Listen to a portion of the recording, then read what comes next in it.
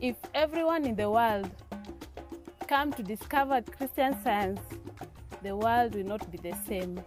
The world will be a better place to live in.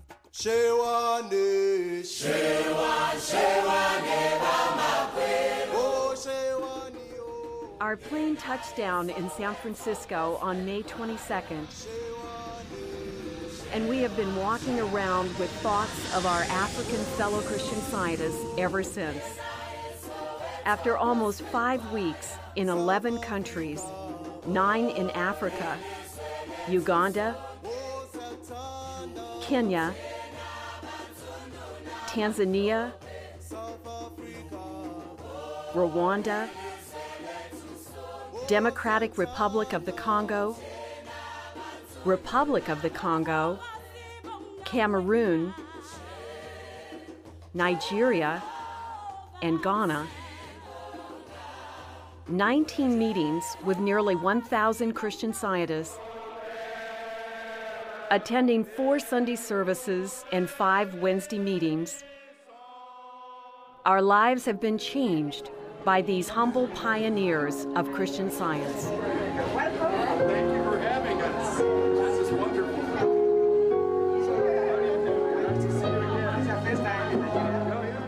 The message of the Albert Baker Fund to churches and to students is a source of tremendous inspiration, energy, promise, hope,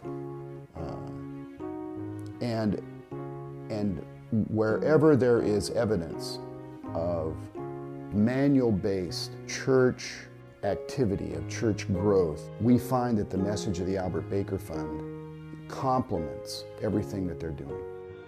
We are evidence in their demonstration of church of the promise of Christian Science. The education is a blessing, and the blessing is not for only one. Blessing is for all.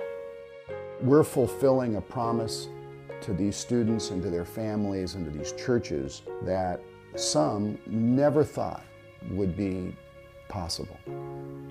The desire of the Albert Baker Fund Board was to give students all over the world the opportunity for a post-secondary and vocational education. What we're doing now in Africa and how we got there really isn't any different than what we've been doing in the United States since 1964. When we start outreach in a new country, we have a definite approach. We work with a local representative to guide us in the ways of that country, its laws, its banking practices, and its educational system. We meet with university administrators to verify their fees and make sure they are fully accredited. We identify reputable vocational schools that have a good track record of placing their students in jobs when they complete their training.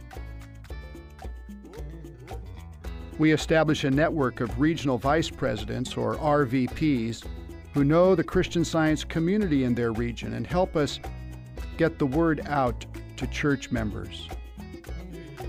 Today, we have 20 RVPs in Africa and Europe and 22 in the United States. I was working as the International Coordinator for Science and Health in East and Central Africa. So I knew many people, many members in those churches, and I started sharing about Albert Baker Fund and what it wants to do in Africa. We receive applications directly from the students. The application is endorsed by the church leaders, and then we wire funds directly from our account in the U.S. to the school's bank account, with the expectation that those funds will be directed to the student's account. I was helping ABF to assess the information given by the students to us. That was my role, to make sure that the people we are going to help are genuinely active, practicing Christian scientists. On Thursday, we joined here on the campus to have some meetings to talk about how Christian Science helps us to face the challenge of everyday life. The way we live it in our daily lives makes people feel that there is something different about other religious groups. And they come naturally to come and ask, what is it about? There were some students from other groups of young Christians. We are talking about spirituality, and they come and they join us, and we start sharing ideas of spirituality with them. That's great. Yes. Christian Science has the opportunity through our ABF Fund to strengthen your education and to be a better citizens. Education is the most important thing because young people have to be prepared to transform their environment. The country needs to be built.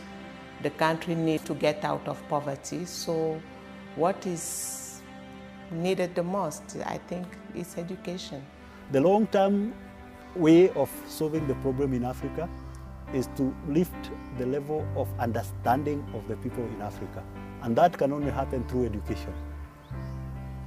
The Albert Baker Fund is doing this, and I think this is the right way to do it. I mean, our job is to take these funds that we have been given by Christian Scientists and pass it forward to students all over the world.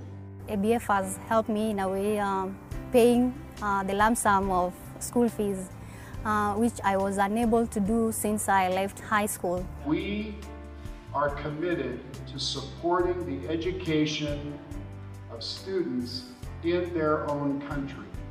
I'm Joellen Fountain. I'm the financial aid officer here at Uganda Christian University. Many of our students wouldn't be here without scholarships. They're bright, they have a lot of capabilities, but without finances, they would have no opportunity to study. The average grant that we give to students is usually around $2,000 for a year. And that's pretty much covering everything, all their costs.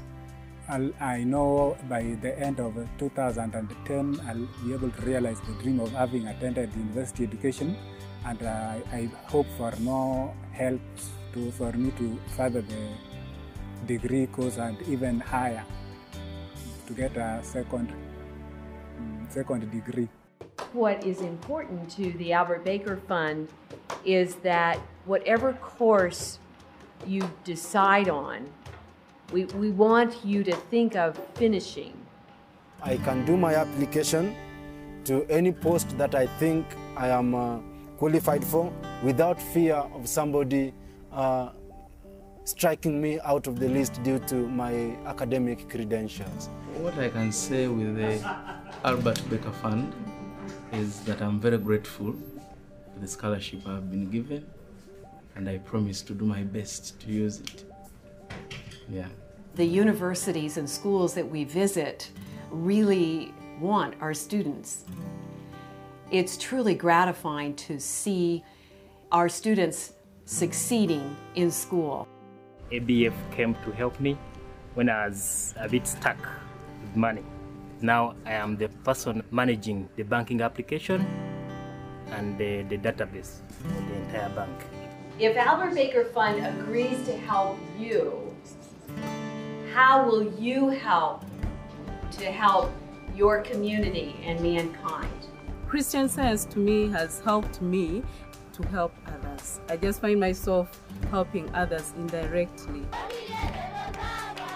One purpose of our trip was to determine how the Albert Baker Fund might support younger Sunday school students.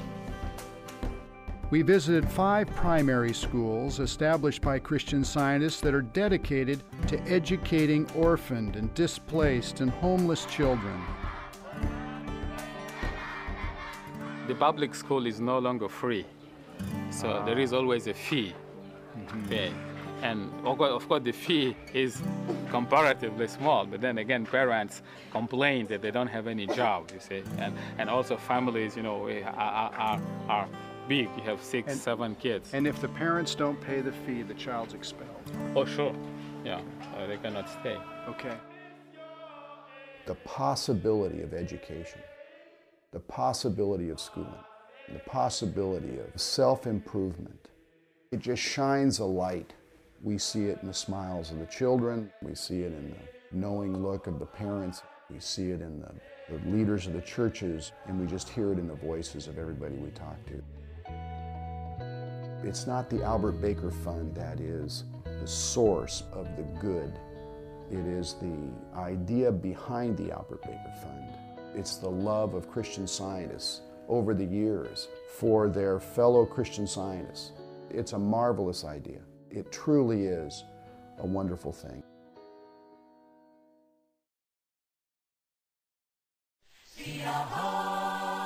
As far away as Africa is, as vastly different, as mysterious as it may seem to the Western world, we found that wherever we went, we met our brothers, our sisters, our church family, sharing the common bond of one infinite God, good, that Mrs. Eddy says unifies men and nations.